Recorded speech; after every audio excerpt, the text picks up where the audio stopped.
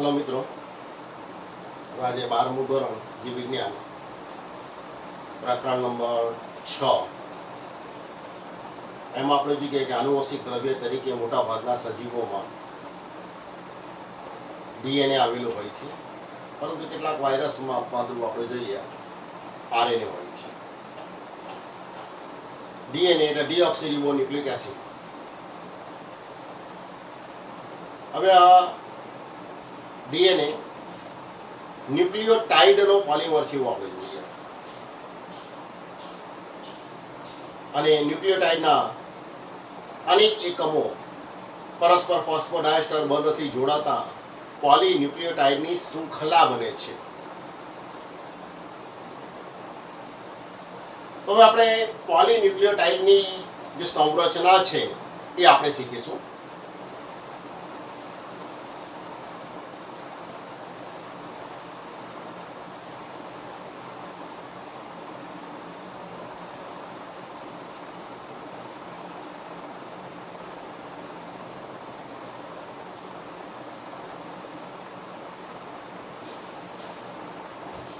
પોલીન્યુક્લિયોટાઇડની સંરચના તો સૌથી પહેલા આપણે જોઈએ કે ડીએનએ ન્યુક્લિયોટાઇડનો પોલિમર છે। તો ન્યુક્લિયોટાઇડના બંધારણમાં શું શું હોય છે?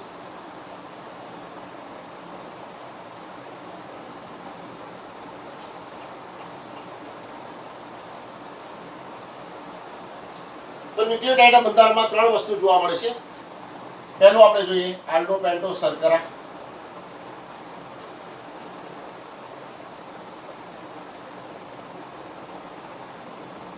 આલ્ડો પેન્ટોસ શર્કરા। બીજી વસ્તુ આપણે લઈશું નાઇટ્રોજન બેઝ,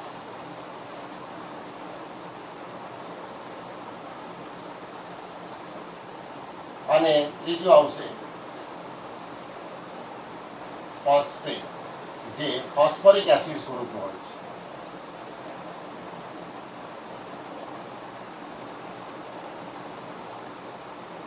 આ રીતે ન્યુક્લિયોટાઇડના જે બંધારણમાં ત્રણ વસ્તુ હોય છે।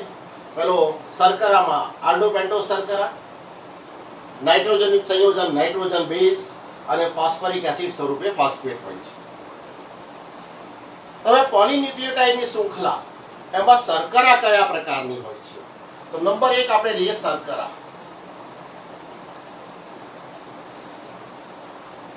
આ શર્કરાની અંદર કાર્બન પરમાણુની સંખ્યા 5 હોય છે, એટલે આપણે એને કહીશું પેન્ટોસ શર્કરા।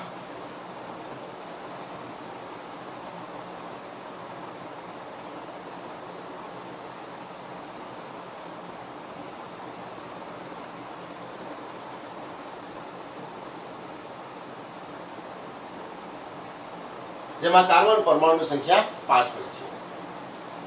હવે પેન્ટોસ શર્કરા પછી બે પ્રકારની છે, રિબોઝ અને ડીઓક્સીરિબોઝ।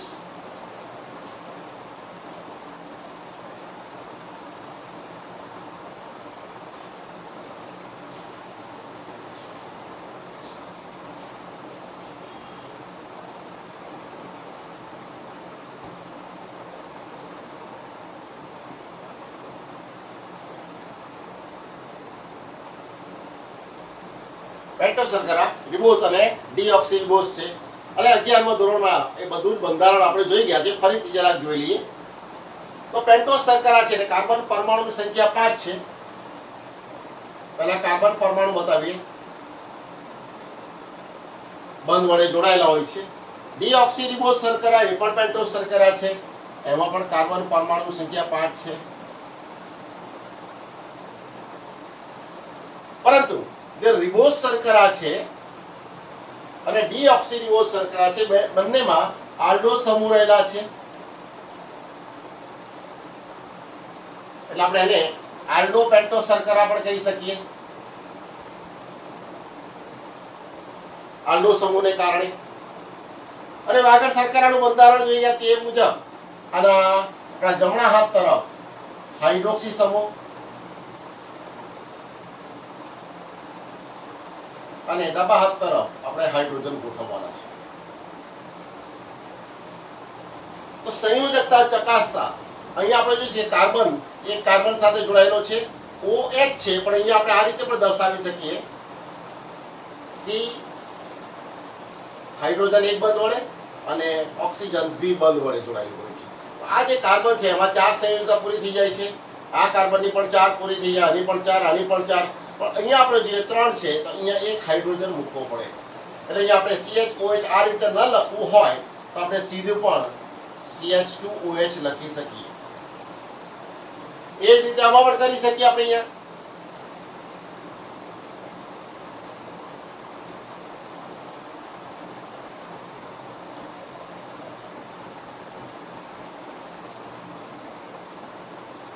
તો આપણે જે આલ્ડોપેન્ટોસ છે એટલે સૂત્ર છે C5H10O5. ગણી લઈએ. 1 2 3 4 5 કાર્બન થઈ ગયા. હાઇડ્રોજન 10 છે. 1 2 3 4 5 6 7 8 ને 2 10. આ રીતે આમાં પણ 10 થઈ ગયા. ઓક્સિજન 5 છે. 1 2 3 4 ને 5. તો બંને શર્કરાનું બંધારણ સરખું થઈ ગયું. પણ આપણે જે ડીઓક્સીરિબોઝ શર્કરામાં બીજા સ્થાને એક ઓક્સિજન પરમાણુ ઓછો હોય છે. એટલે અહીંયા બીજા સ્થાને કાર્બન સાથે H અને હાઇડ્રોક્સી સમૂહ જોડાયેલો છે. અહીંયા કાર્બન સાથે બંને બાજુ હાઇડ્રોજન જોડાયેલા હોય છે. તો આ થઈ ગઈ રિબોઝ શર્કરા અને આ થઈ ગઈ ડીઓક્સીરિબોઝ શર્કરા. અને આપણે રિંગમાં બતાવી હોય તો કેટલી જગ્યાએ લિંક થાય છે. અહીંયા જે આ જે હાઇડ્રોજન છે રિંગ મુજબ અહીંયા જોડાઈ જાય છે. એટલે અહીંથી આપણે H કાઢી નાખીએ તો CHOH થઈ જાય છે. અને આ જે ઓક્સિજન નીચેથી બીજા કાર્બન સાથે એટલે કે ચોથા કાર્બન સાથે જોડાયેલો છે એ ઓક્સિજન હવે જોડાશે પહેલા કાર્બન સાથે. આ રીતે લિંક બનાવીએ અને અહીંયા 5 ખૂણાવાળી આકૃતિ દોરીએ આપણે.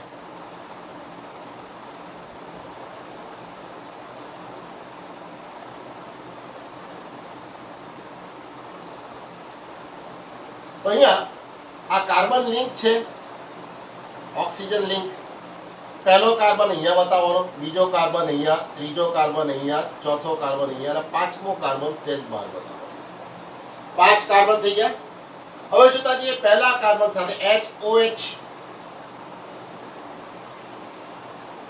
તો અહીંયા આપણે HOH લખી શકીએ, પણ જ્યારે નાઇટ્રોજન બેઝનું જોડાણ બતાવવાનું ઉપર હાઇડ્રોક્સી સમૂહ સાથે જોડાય છે એટલે અહીંયા આપણે OH ઉપર બતાવીશું અને H નીચે બતાવીશું. બીજા કાર્બન સાથે HOH છે, હાઇડ્રોજન અને હાઇડ્રોક્સી સમૂહ OH. ત્રીજો કાર્બન HOH, હાઇડ્રોજન હાઇડ્રોક્સી સમૂહ. ચોથા કાર્બન સાથે માત્ર હાઇડ્રોજન છે એટલે અહીંયા માત્ર H આવશે. અને પાંચમામાં આપણે બતાવીએ તો CH2OH. તો આ જે બંધારણ આના ઉપરથી રિબોઝ શર્કરાનું થઈ ગયું. અને ટૂંકમાં આપણે જો દર્શાવવું હોય તો આપણે 5 ખૂણાવાળી આકૃતિ દોરીને અંદર R લખી દઈએ તો પણ ચાલે. તો R લખીએ એટલે રિબોઝ શર્કરા થશે. અને આ જ રીતે ડીઓક્સીરિબોઝ શર્કરાનું બંધારણ જોઈએ આપણે તો આ હાઇડ્રોજન અહીંયા લિંક થશે, ઓક્સિજન લિંક પહેલા કાર્બન સાથે થશે. એટલે હવેનું બંધારણ આપણે બતાવીએ રિબોઝની જેમ જ.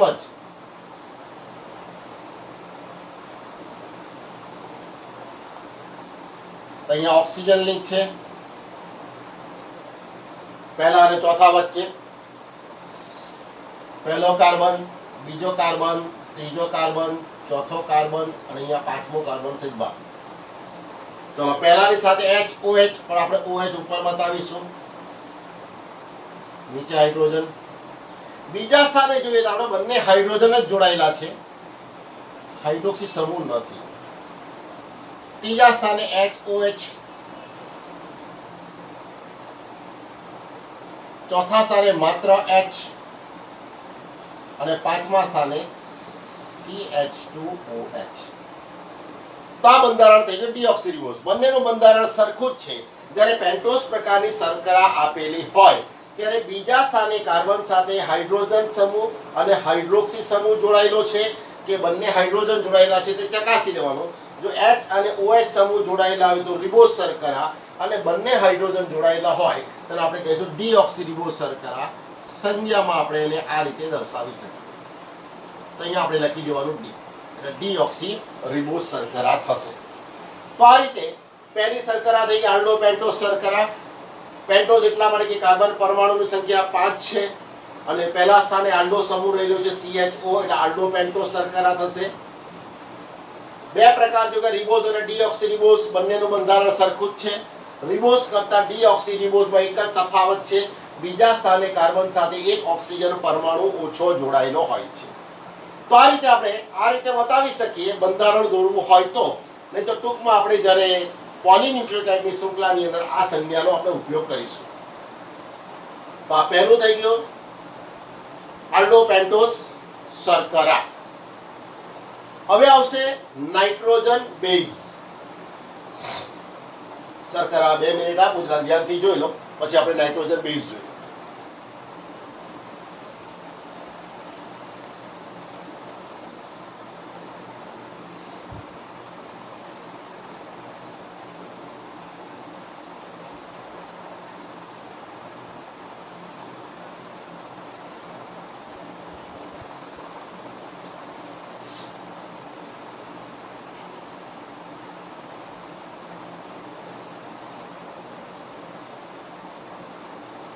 ચલો હવે આપણે બીજી વસ્તુ લઈશું, આપણે નાઇટ્રોજન બેઝ.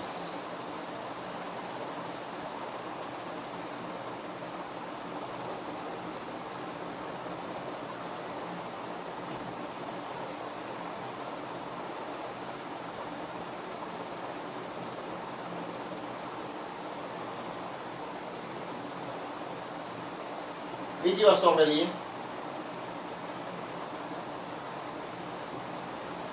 Nitrogen base. તો નાઇટ્રોજન બેઝ તે નાઇટ્રોજન યુક્ત સંયોજનો છે. શર્કરાની અંદર આપણે જે કાર્બન, હાઇડ્રોજન અને ઓક્સિજન હતા, અહીંયા નાઇટ્રોજન પર છે. નાઇટ્રોજન યુક્ત સંયોજનો છે. આ નાઇટ્રોજન બેઝ બે પ્રકારના છે.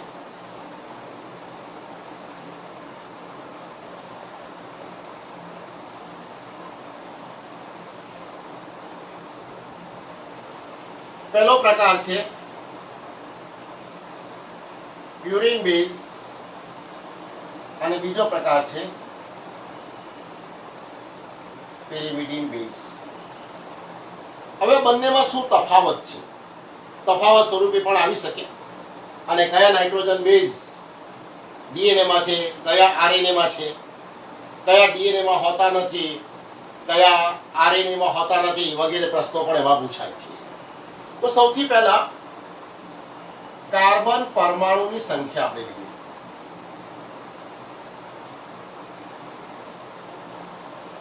બંનેમાં પહેલો તફાવત. તો પ્યુરિનની અંદર કાર્બન પરમાણુની સંખ્યા છે 5, જ્યારે પેરિમિડિન બેઝમાં કાર્બન પરમાણુની સંખ્યા છે 4. બીજો આપણે લઈએ નાઇટ્રોજન પરમાણુની સંખ્યા.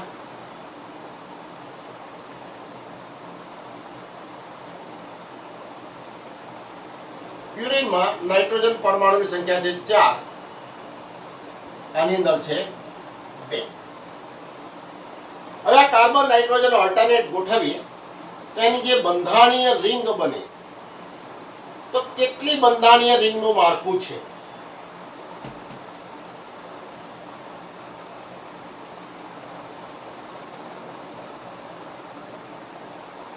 આપણે રિંગ બનાવીશું જોઈશું અહીંયા.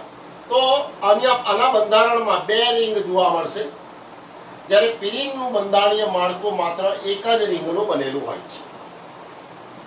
હવે 2 રિંગ કે 1 રિંગ આવે તો કદનો પ્રશ્ન આવે. તો કદ તો આપણે લઈએ પ્યુરિનના અણુઓ મોટા કદના હોય છે. પ્યુરિનના અણુઓ મોટા કદના હોય છે, જ્યારે પિરિમિડિનના અણુઓ નાના કદના હોય છે. 1, 2, 3, 4 તફાવત થઈ ગયા. હવે એના ઉદાહરણ જોઈએ આપણે. તો એડેનિન અને ગ્વાનિન એ પ્યુરિન પ્રકારના ઉદાહરણ છે, જ્યારે આના ઉદાહરણ આપણે લઈએ તો સાઇટોસિન,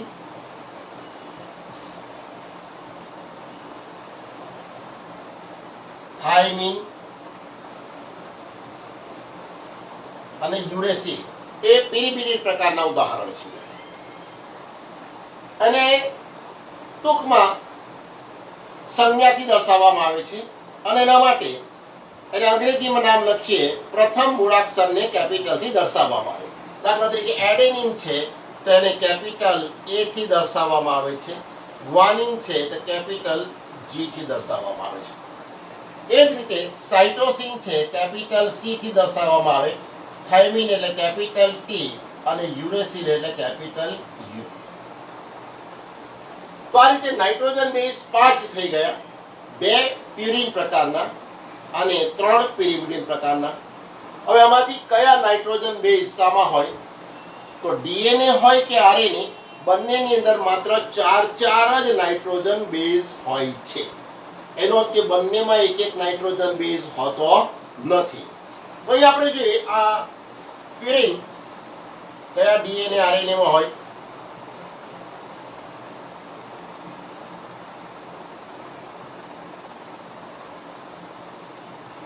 તો અહીંયા એડેનિન અને ગ્વાનિન બંને ડીએનએ અને આરએનએમાં હોય છે.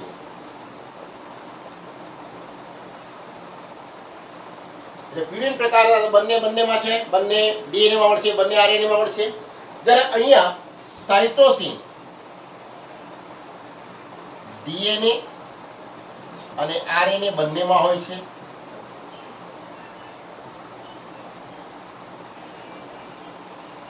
તેનો અર્થ કે બાકીના 2 પૈકી એક માત્ર ડીએનએમાં હોય અને એક માત્ર આરએનએમાં હોય. તો કયો ડીએનએમાં માત્ર ડીએનએમાં હોય, કયો ડીએનએમાં હોતો નથી, કયો માત્ર આરએનએમાં હોય, કયો આરએનએમાં હોતો નથી, આ રીતે પ્રશ્ન આવી શકે. તો અહીંયા જે થાઇમિન છે એ માત્ર ડીએનએમાં હોય છે.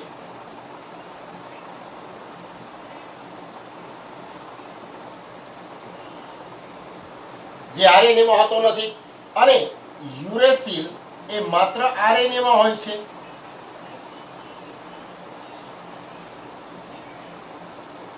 એ ડીએનએમાં હોતો નથી. તો આ થઈ ગયા નાઇટ્રોજન બેઝ. એની વચ્ચે આપણે તફાવતના મુદ્દા લેવા હોય તે પણ લઈ શકીએ. પ્યુરિન અને પિરિમિડિન બેઝમાં રહેલો તફાવત ભેદ સમજાવો તો 1, 2, 3, 4 અને 5 કયા હોય છે, કયો હોતો નથી વગેરે આવશે. તો જરાક જોઈ લો, પછી આપણે દરેકનું બંધારણીય રિંગ જોઈશું.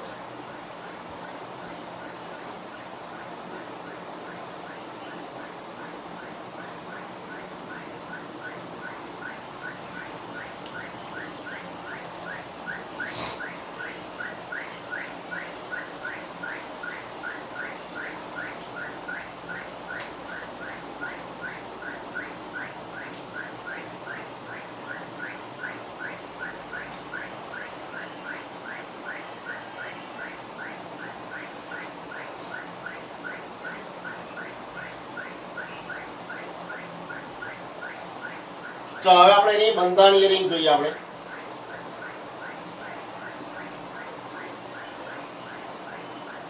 તો સૌથી પહેલા આપણે લઈશું પ્યુરિન બેઝ.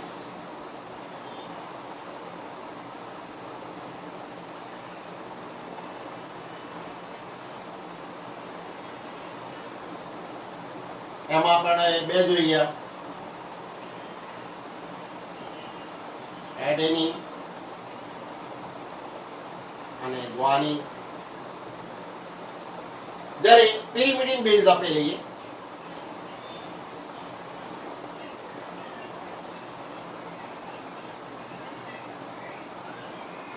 એમાં આપણે 3 જોઈ ગયા, સાઇટોસિન, થાઇમિન અને યુરેસિલ.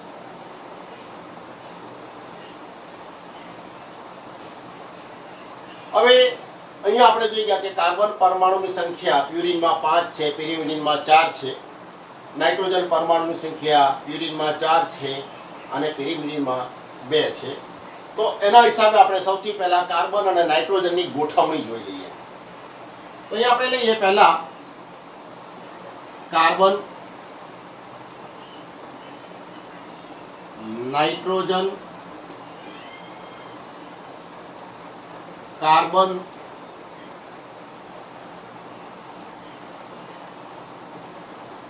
નાઇટ્રોજન અને અહીંયા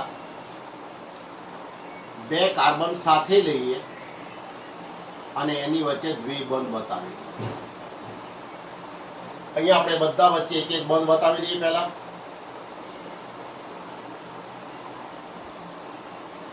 કાર્બન નાઇટ્રોજન ચક્રીય રીતે જોઈશું આપણે. કાર્બન નાઇટ્રોજન આ બાજુ 2 કાર્બન સાથે અને 2 કાર્બન સાથે ત્યાં દ્વિબંધ છે. હવે આ જે રિંગ છે એની અંદર ઓલ્ટરનેટ દ્વિબંધ બતાવવાના છે. એક દ્વિબંધ અહીંયા બતાવેલો છે, એક દ્વિબંધ અહીંયા, એક છોડીને એક દ્વિબંધ અહીંયા. તો આ રીતે જો એક રિંગનું માળખું દોરીએ તો આપણે જોઈ શકીએ 1 2 3 4 કાર્બન આવી ગયા અને 2 નાઇટ્રોજન. એટલે અહીંયા પિરિમિડિનનું માળખું પૂરું થઈ ગયું.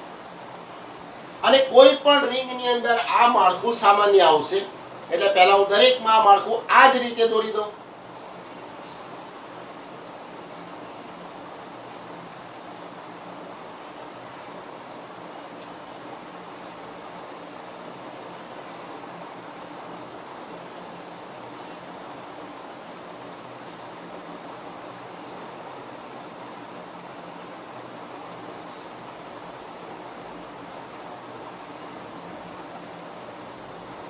આવી ગયું. એ જ રીતે આમાં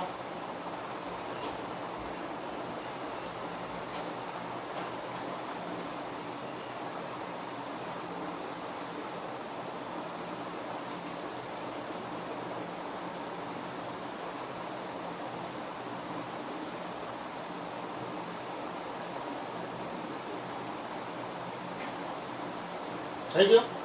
આ રીતે બાકીનામાં હવે એક જ કલરમાં બતાવી દઉં છું.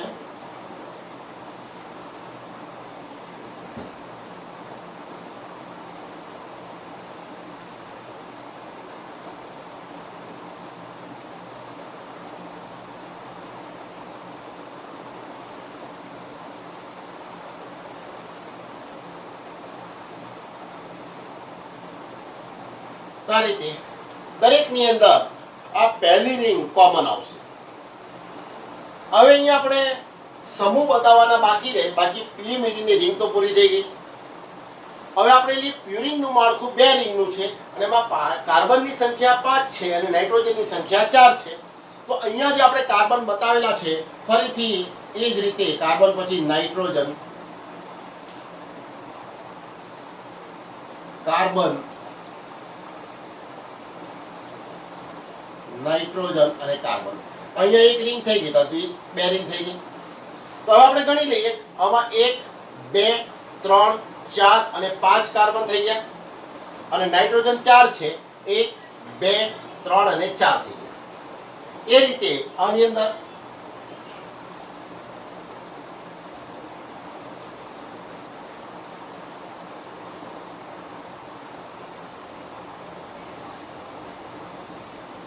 થઈ ગયું. તો આ રીતે એક રિંગ અને 2 રિંગનું માળખું. તો અહીંયા આપણે જોઈ શકીએ કે પ્યુરિનની અંદર 2 રિંગનું માળખું છે, 5 કાર્બન અને 4 નાઇટ્રોજન આવે છે અને આ 3 પિરિમિડિન છે કે જેની અંદર એક જ રિંગનું માળખું છે અને એમાં 4 કાર્બન અને 2 રિંગનું બનેલું માળખું આવે છે. હવે એની અંદર કયા સમૂહ ક્યાં ગોઠવાયેલા છે એ આપણે જોઈ લઈએ. તો એડેનિનની અંદર ઉપર અહીંયા જોઈએ આપણે તો એમિનો સમૂહ છે.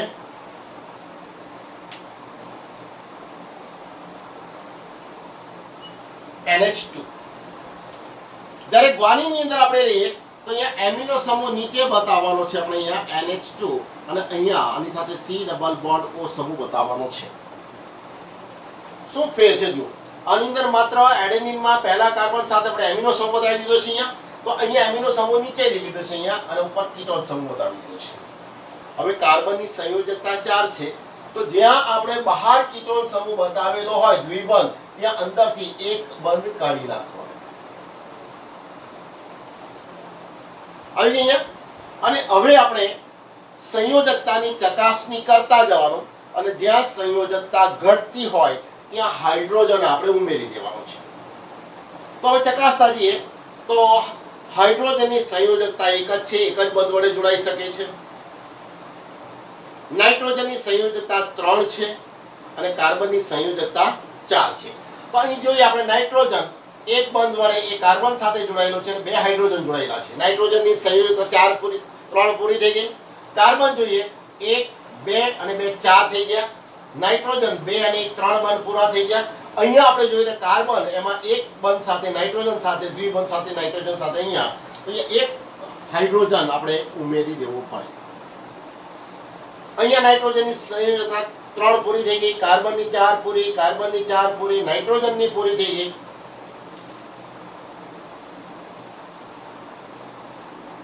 પરંતુ અહીંયા કાર્બન જોઈએ આપણે તેની સંયોજકતા બાકી રહી ગઈ. તો અહીંયા આપણે એક હાઇડ્રોજન જોડી દેવાનું અને અહીંયા નાઇટ્રોજન પણ 2 છે તો આની સાથે એક જોડી દેવાનું. તો આ એડેનીનનું બંધારણીય માળખું થઈ ગયું, બંધારણીય રીત થઈ ગઈ. અહીંયા જોઈ લઈએ 4 સંયોજકતા પૂરી, નાઇટ્રોજનમાં એક બાકી રહી ગઈ એટલે એક હાઇડ્રોજન ઉમેરી દઈએ. કાર્બન 4 પૂરા, નાઇટ્રોજન 3 પૂરા, અહીંયા 3 પૂરા, 4 પૂરા, 4 સંયુક્તા પૂરી, નાઇટ્રોજનની પૂરી. અહીંયા એક સંયુક્તા ઘટે એટલે H મૂકી દઈએ અને અહીંયા આપણે એક સંયુક્તા બાકી રહી ગઈ H. આ જે બંધારણ થઈ ગયું પ્યુરિન પ્રકારના બેઝ એડેનિન અને ગ્વાનિન. હવે આપણે પિરિમિડિન બેઝ લઈએ તો સાઇટોસિન, થાઇમિન અને યુરેસિલ છે. તો આ બેઝ પરથી હવે એકદમ સરળતાથી આપણે યાદ રાખવું હોય તો ગ્વાનિનના બંધારણમાં આપણે ઉપર કીટોન સમૂહ બતાવ્યું છે, અહીંયા એમિનો સમૂહ. જો સાઇટોસિનનું બંધારણ બતાવવું હોય માત્ર આ 2 સમૂહ આપણે ઇન્ટરચેન્જ કરી નાખીએ તો એનો અર્થ એ એમિનો સમૂહને અહીંયા આપણે મૂકી દઈએ ઉપર અને કીટોન સમૂહ આપણે અહીંયા બહાર મૂકી દઈએ. તો હવે અહીંયા કીટોન સમૂહ છે એટલે એક બંધ અહીંથી કાઢી નાખવો પડશે. તો આ જે બંધારણ થઈ ગયું આપણું સાઇટોસિનનું, માત્ર 2 સમૂહ ઓલ્ટરનેટ કરવાને કારણે રિંગ તો એક જ છે. હવે સંયોજકતાની ચકાસણી કરીએ. નાઇટ્રોજનના 3 બંધ પૂરા, કાર્બનના 4 પૂરા, અહીંયા નાઇટ્રોજનના 3 પૂરા, કાર્બનના 4 પૂરા, અહીંયા નાઇટ્રોજનમાં એક બાકી રહી ગયો એટલે એક બંધ વડે અહીંયા હાઇડ્રોજન જોડી દેવાનું. અહીંયા કાર્બનની સંયોજકતા પૂરી થતી નથી એટલે H, અહીંયા પૂરી થતી નથી એટલે H. તો આ રીતે સાઇટોસિનનું બંધારણ થઈ ગયું. હવે આપણે પહેલા જોઈ લઈએ યુરેસિલનું બંધારણ. તો આપણે સાઇટોસિનની અંદર ઉપર એમિનો સમૂહ, નીચે કાર્બોક્સિલ સમૂહ, કીટોન સમૂહ બતાવેલો છે. યુરેસિલની અંદર આ બંને સ્થાને કીટોન સમૂહ જ દર્શાવવાના. એટલે આપણે અહીંયા ઉપર પણ કીટોન સમૂહ બતાવી દઈએ અને અહીંયા પણ કીટોન સમૂહ બતાવી દઈએ, સી ડબલ બોન્ડ O. અને બહાર 2 જગ્યાએ બંધ બતાવેલા છે એટલે અહીંથી દ્વિબંધ કાઢી નાખીએ, અહીંથી પણ દ્વિબંધ કાઢી નાખીએ. તો આ જે બંધારણ જે કોનું થઈ ગયું યુરેસિલનું. હવે સંયોજકતાની ચકાસણી કરીએ. કાર્બનની 4 સંયોજકતા પૂરી, નાઇટ્રોજનમાં એક બાકી રહી ગઈ એટલે અહીંયા હાઇડ્રોજન જોડી દેવાનું. કાર્બનની 4 પૂરી, નાઇટ્રોજનમાં એક બાકી છે એટલે H, હાઇડ્રોજન જોડી દેવાનું. અહીંયા કાર્બનમાં એક બાકી છે એટલે H, અહીંયા કાર્બનમાં બાકી છે એટલે H. આ થઈ ગયું યુરેસિલનું બંધારણ. હવે થાઇમિનનું બંધારણ આપણે લેવું હોય તો થાઇમિનનું બંધારણ યુરેસિલ જેવું જ પહેલા તો દોરી દેવાનું કે બંને જગ્યાએ કીટોન સમૂહ બતાવી દઈએ આપણે અને બંને જગ્યાએથી એક એક બંધ કાઢી નાખીએ તો આના જેવું બંધારણ થઈ ગયું. અને વધારાનું અહીંયા આપણે CH3 સમૂહ ઉમેરી દેવાનો, CH3 સમૂહ ઉમેરી દેવાનો. અને હવે ચકાસણી કરીએ. કાર્બનની 4 સંયોજકતા પૂરી, નાઇટ્રોજનમાં એક બાકી રહી ગઈ છે એટલે અહીંયા આપણે H લખવું પડશે. અહીંયા કાર્બન 4 પૂરા, નાઇટ્રોજનમાં H લખવું પડશે અને અહીંયા H લખવું પડશે. તો આ જે થઈ ગયું થાઇમિનનું બંધારણ.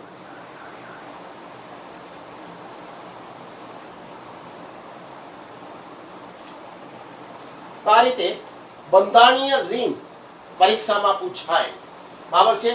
તો કોઈ પણ એક દોરી શકાય આપણે, પણ નીટ અને ગુજકેટમાં આમાંથી એડેનિનની બંધારણીય રિંગ કઈ છે, થાઇમિનની કઈ છે, 4 બંધારણીય રિંગ આપેલી હોય અથવા કોઈ પણ એક બંધારણીય રિંગ આપેલી હોય કે દાખલા તરીકે આપેલી છે આ બંધારણ કોનું છે. તો બંધારણ આપીને નામ પૂછી શકાય, નામ આપીને બંધારણ પૂછી શકાય. તેના માટે ગુજકેટ અને નીટ માટે આ પ્રશ્ન ખૂબ મહત્વનો છે. તો આ રીતે આપણે જોઈએ તો નાઇટ્રોજન બેઝ આ બધી જ માહિતી આપણે 11મા ધોરણમાં આ જ રીતે વિસ્તૃત શીખી ગયેલા હતા. નાઇટ્રોજન બેઝ થઈ ગયા, હવે છેલ્લે આવશે ફોસ્ફેટ કે જે ફોસ્ફોરિક એસિડ સ્વરૂપે હોય છે. તો અહીંયા આપણે ત્રીજો ઘટક